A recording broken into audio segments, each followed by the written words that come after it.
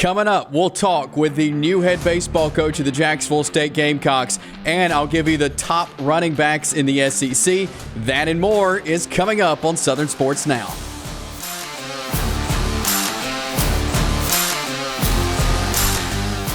Welcome in. It is a Wednesday, June 28th, 2023. I'm Chase Robinson. Welcome in. So glad you are along with us for another great edition of Southern Sports Now. We've got a lot to cover today, so we'll jump right into it. Again, the new head baseball coach of the Jacksonville State Gamecocks, Steve Beazer, will join us in just a little bit here on the show. We've got some SEC football to talk about. We'll get to some Vipers softball as well, but let's start with our countdowns to football season. Yes, we are in the 50s. From week 0 of college football, 59 days away from August the 26th. That is the first day of college football. 10 games there on week 0 of the college football season, including Jacksonville State as they host UTEP their week 0. But 59 days away. We are under 2 months until the college football season. Also in the 50s is high school football, 57 days away from the 2023 high school football season. Fired up for that as well. That is Thursday, August the 24th is the start of high school football season. So we are getting you ready for football here on Southern Sports Now. And we will continue to count you down and get you ready for the high school and college seasons. Got to remind you about our Southern Sports Now mailbag. We do this each and every Friday, so a couple of days from now, we'll open that thing up. So submit your sports questions now, eansports23@gmail.com. You can send us an email. You can send us a message on Facebook on the East Alabama Now Facebook page, or you can send us a direct message there on Twitter at EAN_sports. So those are the ways you can submit questions there to the Southern Sports Now mailbag. So, college basketball, we mentioned opponents yesterday in the SEC, but today they announced that we're going to be seeing coming up this fall a SEC versus ACC challenge. I love these. Last couple of years, we've seen the SEC Big 12 challenge, and we've seen some really good games like Auburn-Baylor. We've seen Alabama-Oklahoma. I mean, we've seen some really good games in the SEC Big 12 Challenge, but they're changing it up to the SEC versus the ACC, and we'll see some great matchups with this one as well. But let's unveil to you who Alabama and Auburn will be playing. We'll start with Alabama, the Crimson Tide. They get the Clemson Tigers, as this will be the 10th matchup between Alabama and Clemson coming up in November in the SEC ACC Challenge. Clemson owns the series 7-2. And so Clemson has dominated this series with Alabama on the hardwood. The last time they met was December of 2020 in Atlanta, and Alabama lost to Clemson 64-56. The last time Alabama beat Clemson in basketball was back in 2015, and that was by 1 point. And Clemson won in Birmingham back in 2016. So that sets up a really good matchup. Alabama way behind in the series. They got a long way to catch up, but we'll see Alabama and Clemson in the SEC versus ACC Challenge. And for the Auburn Tigers, they will meet up with the Hokies of Virginia Tech in the SEC ACC Challenge there. This will be the 7th meeting between Auburn and Virginia Tech, and Auburn's dominated that series 5-1. The last time these two teams played, you have to go all the way back to the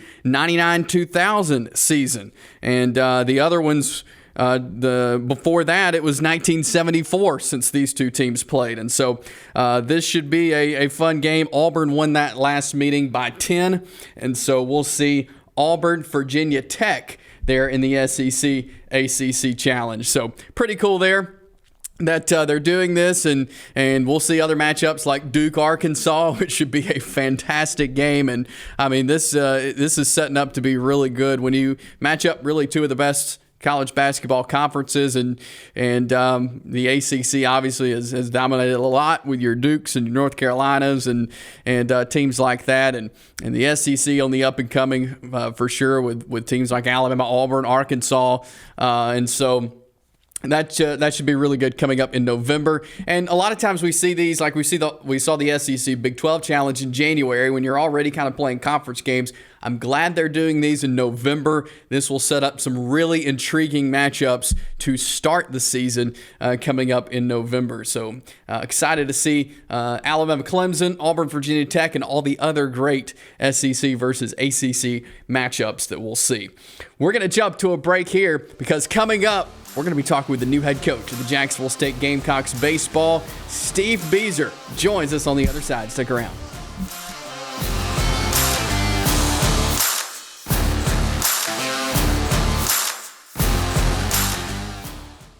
Here at Ted's, we are excited to now be offering custom-made cabinets. With that in mind, we're changing our name to Ted's Floors and Beyond.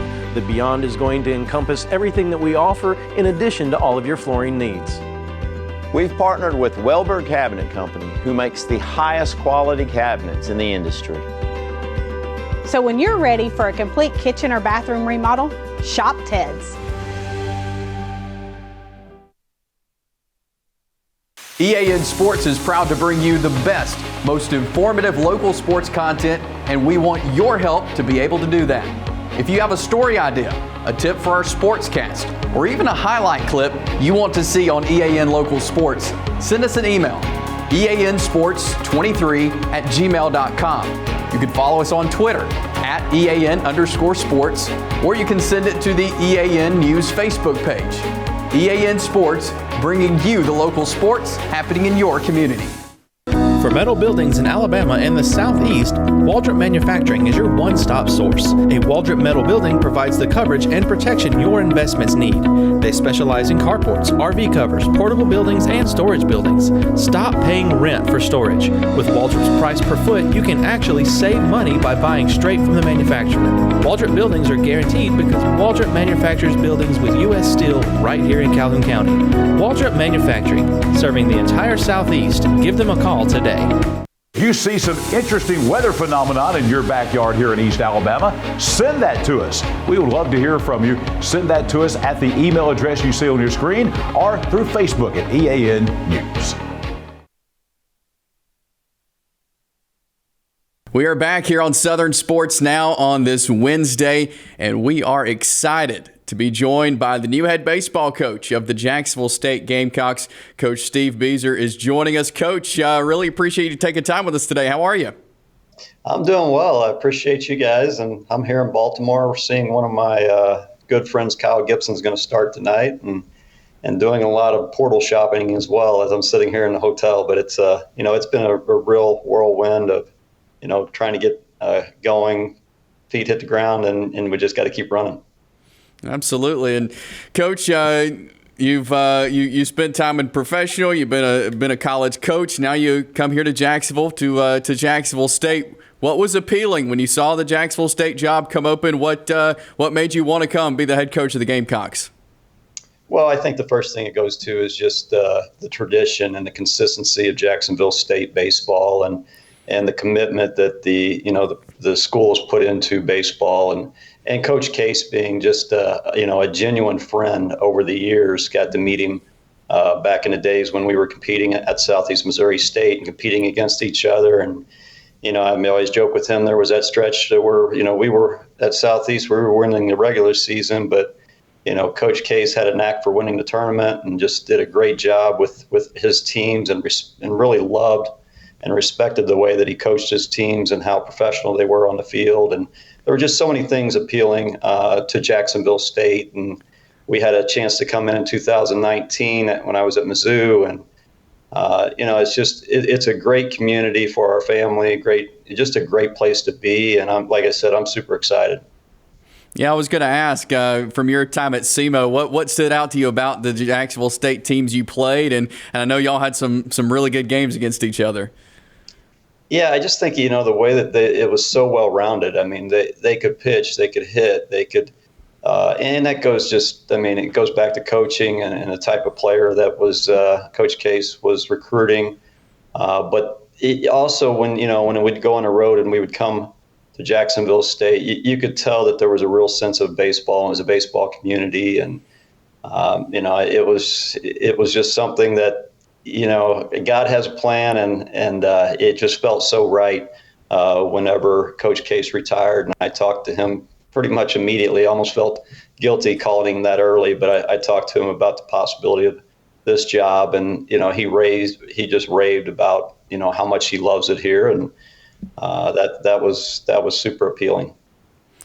And I know for you and just knowing kind of you mentioned tradition of Jacksonville State, you'll be the third head coach since 1970. I mean, I think that says a lot about a program and not only the success they've had, but kind of the long tenures of the coaches that have been there. Yeah, and that's, I don't know yet because I haven't been here, so I haven't experienced. But the fact that there's only been 2 head coaches in, I guess, the last 53 years. And immediately I got a call from Coach Hogan, who was at Southeast Missouri State for a long time before I was, and he was down in this area, and he called immediately and he was like, "You will love it. You'll never want to leave there." And that's just what I keep hearing from everybody. So it's something pretty cool. We're talking with new Jacksonville State head baseball coach Steve Beazer. And Coach, you spent 13 years playing professional baseball before you got into coaching. How did that help you, just playing the game in college and then professionally? How has that helped you as you've coached now all these years? But how did playing professionally on that high level help you as a coach? Yeah, I think the first thing is just, you understand the game very well by playing it that long. And you also understand that baseball is a game of consistency, and there's going to be the ups and downs. And I think that's something that has allowed me as a coach to be very even-keeled during games, very understanding. Like, sometimes we get beat, and it's not because we didn't play well. It's just because they played a little bit better. And just not having that emotional roller coaster and trying to coach the teams and keep them consistent. And the student athlete has so many things that they're dealing with these days. Everything from having the classes and the pressures of the classroom and all those things that's coming their way. And now things are changing. And social media just puts a spotlight on everything they do. But just really having a nice balance of creating relationships. That's what's going to be probably a strength of our club, is that we're going to be very relational. We're going to trust one another, and I think that's something that is important for any team. It doesn't matter where you're at, what level you're at, but the experiences I had at professional baseball, I mean, I wouldn't trade those for anything, and they weren't easy. I mean, it's grinding through the minor leagues. I was a 32nd round draft pick. Those guys are not supposed to get to the major league level, but it's the fact that just having that perseverance. I mean, that's what our teams will be. We'll build our teams around guys that are willing to fight for every inch that we get, and really gritty, tough-nosed, just really tough to compete against. I want to be able to win any type of game that we play, whether that's a 1-0 game or whether it's 15-14. We want to build that team of guys that just have perseverance, are very gritty, play the game the right way. I mean, that the hustle is a thing that we can control that, and that's something that we will play hard. Our guys will run the bases hard. They'll play in the field. They'll dive. They'll be really, really tough young men, and that's kind of going to be the culture of the club.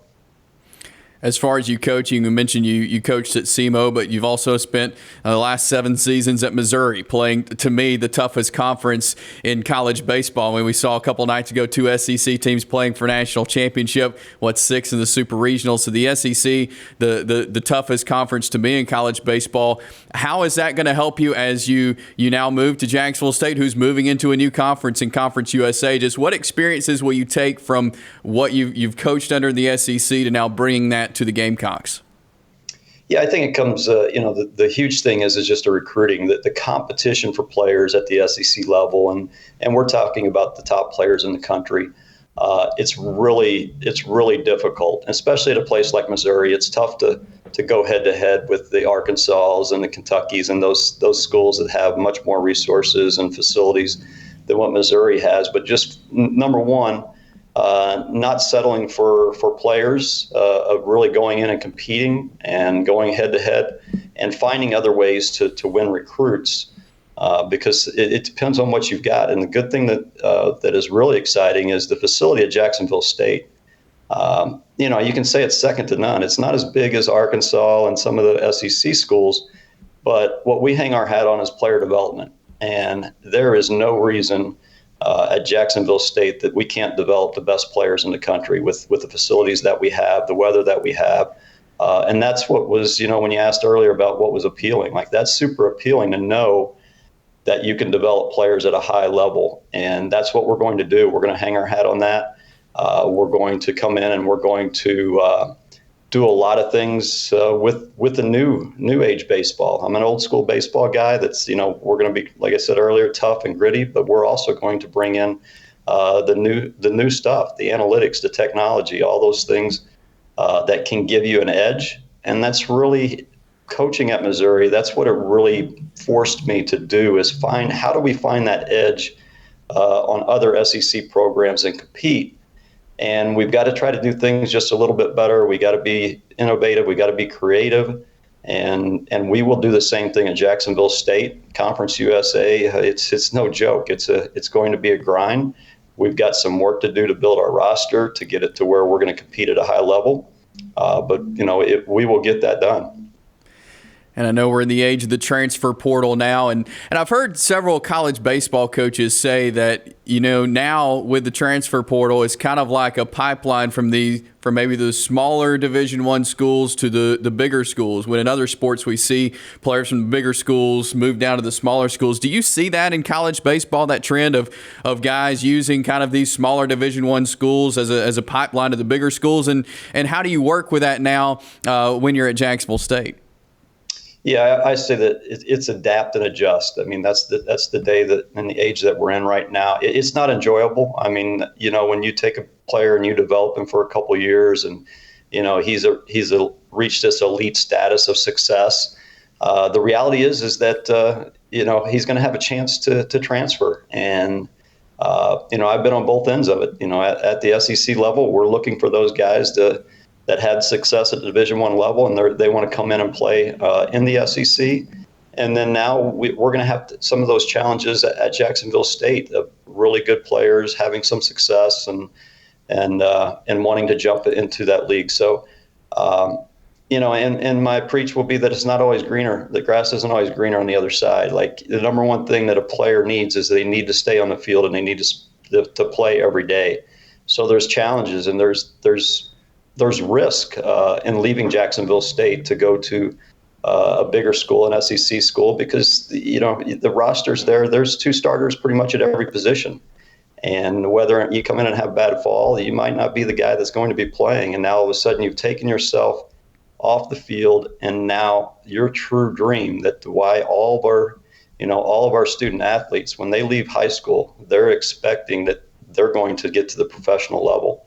And that's what we're going to be really good at doing is moving guys to professional level, but it's going to take that development and keeping them on the field. So, we're not going to fight it. We're just going to, we're going to roll with the punches, and we're going to be prepared whenever, coaches say now you're not only recruiting out there with high schools and junior colleges, you're recruiting your players every single day. And we want to create that atmosphere there where people do not want to leave. And I think that we're not going to be perfect on that, but we're going to be pretty good at that. So you've got the job at Jacksonville State. What's the offseason look like now that you'll be able to get in and get kind of a rhythm going? What's the offseason look like for the Gamecocks now? Yeah, it's the offseason right now. It's running faster than I can run. So I'm getting a little older now, so I don't run quite as quick. But, what we do, what everybody's working on. And I'm talking to Auburn and Alabama and all those other schools, like they're doing the same thing. Like it's a grind to recruit the transfer portal, and everybody's looking to fill some holes, whether they lost those guys through graduation or they're losing guys that have jumped on the portal. It's a rat race to get through that. You're dealing with thousands of names. You're looking for what helps your team, what type of player is that? Does he fit in very well? So that's really where I'm at right now, is trying to replace some of the guys that we lost, and then bring in a coaching staff And that's, I want to be very slow, methodical. I'm bringing the coaching staff in. I want to make sure it complements my weaknesses, and I also want them to have some of my strengths that I really truly believe in. So it's going to take time to really get that coaching staff that gels, because I think one of the big things is once we can get a coaching staff that's all on the same page, and I like some familiarity. I like people they need to really have the same values and beliefs that I will have, and that also how do we want to develop our players. And when we can get that and we have that synergy on the staff, that spills over into the players will have the synergy. And what I do know is, people ask, why take this job? But the big thing was the synergy that I felt when I visited and met with President Killingsworth and Greg Seitz and all the people that I had a chance to talk to. There was some synergy there. There was a true desire and belief that we can build a really special program here, and we can compete at the top of the Conference USA.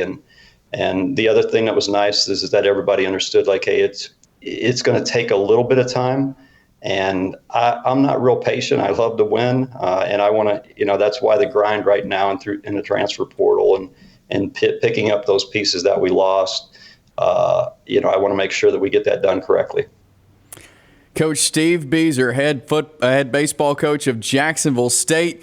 Coach, we're excited to have you here in East Alabama. Excited for you to take over the baseball program there at Jacksonville State. We really appreciate you taking a few minutes with us here today and talking with us. Look forward to having you around, but appreciate your time today. Thanks so much, Coach.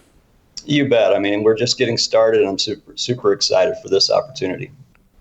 Thanks, Coach. Steve Beezer, new head baseball coach of the Jacksonville State Gamecocks. Southern Sports Now will continue in just a moment.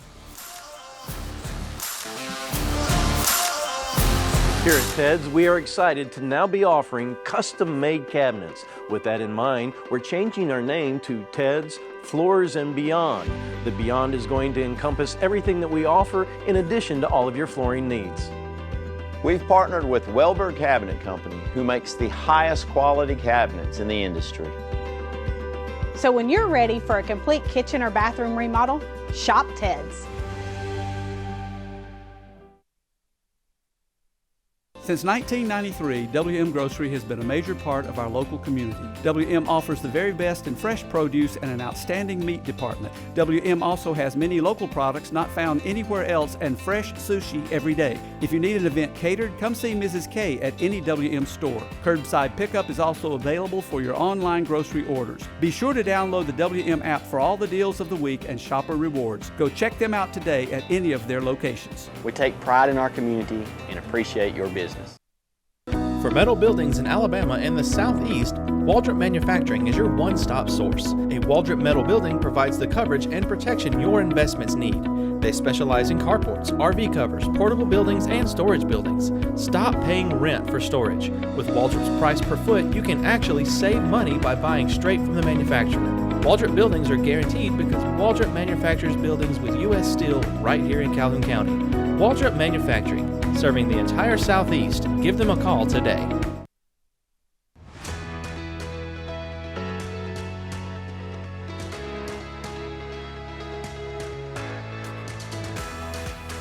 East Alabama Now Local News has been bringing you the best local news coverage for 6 months. And now we're growing. EAN News will be available to you 5 nights a week with new faces, new content, and coverage that is second to none. We'll be bringing you the weather that matters to your neighborhood and to you. Rain or shine, you'll be in the know. Sports always brings communities together, and EAN Sports will have coverage of all of our area events. East Alabama Now, local news, new faces, same great coverage. Starting 5 days a week, May 1st. EAN Local News, your news on your schedule. Ted's Floors and Beyond brings you Southern Sports Now each and every day. Ted's Floors and Beyond is partnered with Welborn Cabinet to now offer you a complete kitchen or bathroom makeover. That includes cabinets, countertops, flooring, backsplashes, and tile showers. Now, they still have all of your flooring needs in hardwood, laminate, carpet, tile, and luxury vinyl. So you can get everything you need there for your floor, or if you need a kitchen or bath makeover, right there at Ted's Floors and Beyond. They offer 0% interest financing for 12 months and free in-home estimates. Lifetime warranty on flooring installation. They're locally owned and operated, so go by and see Ted's Floors and Beyond right there on Highway 431 in Anniston, or visit them online at shopteds.com. But we appreciate Ted's Floors and Beyond for bringing you Southern Sports Now. As we roll on here, Chase Robinson on Southern Sports Now. It is a Wednesday, and we are getting you ready for football season. As we've talked about, we are under 60 days away from the college football season. Last week, we talked top SEC quarterbacks. Today, I want to talk top SEC running backs. So here's my list, top SEC running backs, top 10, heading into the 2023 season. We'll start 10 and work our way down. Cody Schrader from Ole Miss. From Missouri, up there at 10. He really led the offense there for Missouri this past season. Looking for him to have another really good year. Number 9, you see Jaquavius Marks of Mississippi State. Now you're thinking, Mississippi State running back, they're a pass team. They're air raid. Well, I think we're going to see more of a running game with Arnett as the head coach in Mississippi State now. So I think Marks will be key for Mississippi State. They did run the ball quite a bit last year for an air raid team, and Marks was a huge part of their run game, and that really threw teams off there playing the Bulldogs last year to have a guy with the speed of Jaquavius Marks. So I look for him to have another good season. I've got him at number 9. At number 8, Dajon Edwards of Georgia. I've got him there at 8. Obviously, Georgia has a deep running back room, always does. Edwards really stands out, though, and I think he has the potential to have a really good season coming into the year. But, of course, he'll split the reps with the other guys they have in their running back room. But if you had to rank them on a depth chart, I would say Edwards would be at the top there for the Georgia Bulldogs. Same thing with my number 7 guy, Jace McClellan of Alabama. The running back room at Alabama is deep once again, and I think we'll see more of the run game from the Tide this year with Tommy Rees, the new offensive coordinator. You know, the last couple of years under Bill O'Brien, you saw more of the pro-style pass offense for the Tide. This year, I think we'll see way more of the run game. Some very talented running backs in the room, Jace McClellan being one of those for Alabama. I think he is on pace for a great season this year, so I got him at number 7. Number 6, I've got Montrell Johnson of Florida, and he fits really well into what Billy Napier is looking to do on offense. Now, last year they had a quarterback that also could run, so again, that kind of took some of the reps away from Johnson and the other backs for the Florida Gators. But I think, again, this year with the quarterback situation, I think we will see a lot of Montrell Johnson, and I think he will do very good against the teams in the SEC East. I'm looking for Florida to have a really good season offensively, especially under Billy Napier in his second year, as he's been able to hit the portal, as he's been able to recruit some guys in to be a part of this Florida team. You know, I think with the offense they have, they're looking at winning 6 or 7 games this year. At number 5, I've got Jalen Wright of Tennessee. Again, a name you saw last year, but splitting a lot of reps. They had a deep running back room. And again, with an Hendon Hooker at quarterback last year, he really dominated the offense. He was the name that you heard after all the games. But I think this year with Joe Milton, yes, he has a very good arm, but I think Jalen Wright is going to be key to success for Tennessee there. So I've got him at number 5 on my list. Number 4, Ray Davis of Kentucky. I think he had a coming out year last year there with the Wildcats. I think he is prepped to do the same this year. Number 3, I've got Jarquez Hunter with Auburn. Hunter, a fantastic running back. He's small, he's quick, very versatile. I think the way Hugh Freeze runs his offense and Philip Montgomery runs his offense, I think Jarquez Hunter will be key. We didn't see a lot, honestly, for whatever reason. We didn't see a lot of Tank Bigsby and Jarquez Hunter last year. But I think Jarquez Hunter is on pace for a great season this year, especially with the coaching change. He's got a great one to learn from in Cadillac Williams. I think that Jarquez Hunter could be definitely one of the best SEC running backs this year, especially in yardage when it's all said and done. Really impressed with Jarquez Hunter, so I got him at 3. Number 2, a guy who we saw just come out and have a blast last year, Rocket Sanders. I mean, he was flying all over the place for Arkansas, worked really well with KJ Jefferson.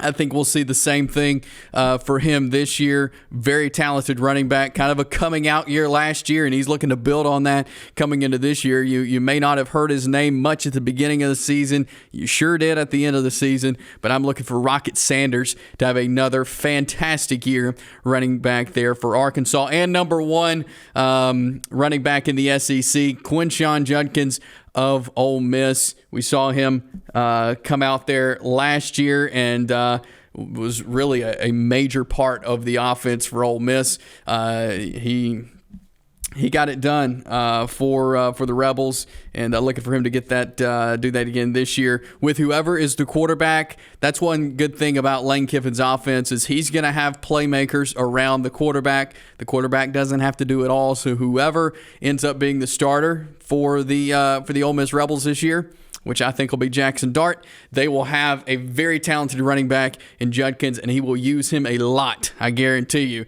Quinshon Judkins better be ready to run on Saturdays in Lane Kiffin's offense there at Ole Miss. So those are my top 10 running backs for the 2023 season as we get you ready for some SEC football. It will be here before we know it. 59 days away from week 0 of the college football season. We'll take a break here. Coming back, we'll talk a little Vipers softball as they're in the midst of a 3-game series with a spark. We'll do that next.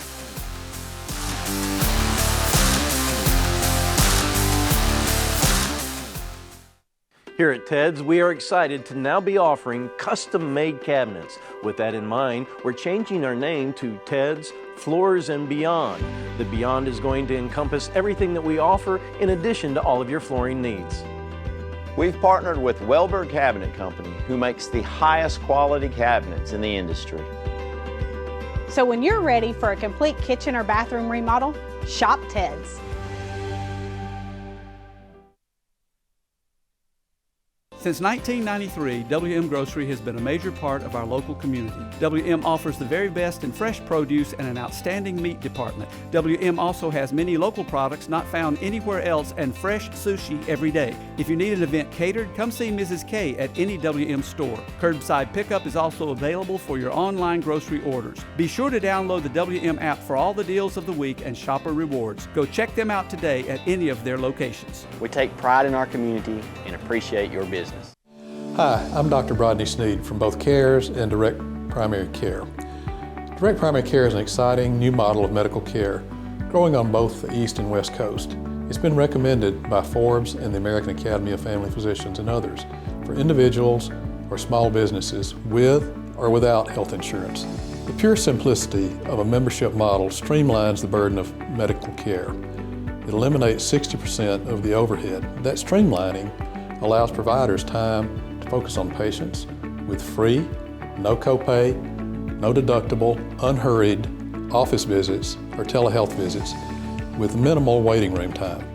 It produces same or next day appointments and access by text or telephone during and after hours. It saves you from leaving work, wasting time and getting exposed in a waiting room. And the convenience and cost with barriers removed helps one avoid letting problems like a sore throat turn into an expensive ER or hospital visit for pneumonia. If you're interested, search the web for CARES Direct Primary Care.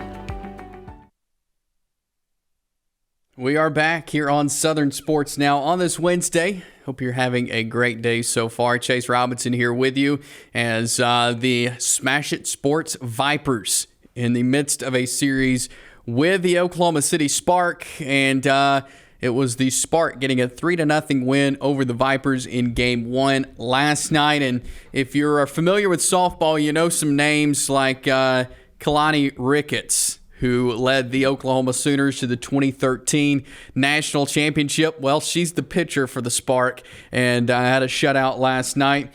You know a name if you keep up with softball now, Jocelyn Allo. She was the MVP of last year's Women's College World Series for the Sooners. Well, she plays for the Spark as well, and she had a fantastic night hitting the ball last night as she helped score the runs for the Spark to beat the Vipers. And so Vipers are up against a really good team in the Oklahoma City Spark for a 3-game series this week there in Oxford at Choccolocco Park. So go out and support the Vipers, as they've got a lot of talent there on the field as well. Tennessee pitcher Ashley Jones hopefully will be back with the Vipers in the next couple of weeks. She is still healing from an injury from the college season, but she is one of the best pitchers in the country, and hopefully we will see her for the Vipers in the circle in the next couple of weeks. But really looking forward to what the Vipers can do this year, but they're up against a tough one this week there with the Oklahoma City Spark. And some Braves news for you. The Braves got a win today against the Twins, 3-0 there in Atlanta. So they have won the series. They'll finish up the series tomorrow with the Minnesota Twins, but good win yesterday for the Braves and a good 3-0 win and some afternoon baseball today for Atlanta, taking down Minnesota. So, hey, get a win over a top team as the Twins sit atop the National League Central. And so anytime the Braves can get a win there, that is big there for Atlanta. So good win for the Braves. We'll see if the Vipers can pull one out tonight as well there against the Spark. That's all the time we have for you. Appreciate you checking out Southern Sports Now. Remember, subscribe to our YouTube channel, East Alabama Now, there on YouTube. Like our East Alabama Now Facebook page. Share it with your friends. Spread the word about Southern Sports Now. And we'll do it all again tomorrow for a Thursday edition of the show. We'll talk lots of high school football tomorrow, so tune in. Have a great rest of your Wednesday. We'll talk to you tomorrow.